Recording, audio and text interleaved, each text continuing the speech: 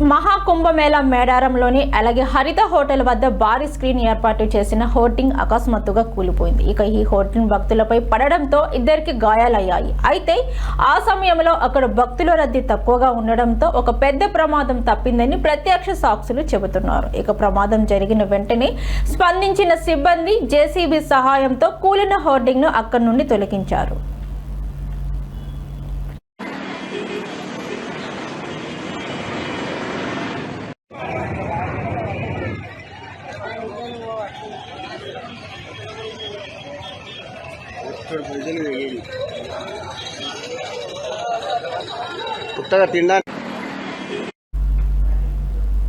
ఇక మేడారంలో అకస్మాత్తుగా కూలిన హోర్డింగ్ ఎలాంటి ప్రాణ నష్టం జరగకపోవడంతో అక్కడ అధికారులు ఊపిరి పీల్చుకున్నారు.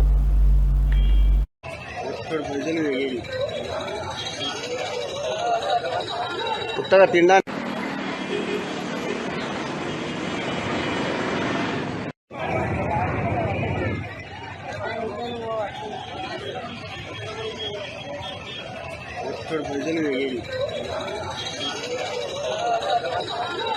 తిన్నా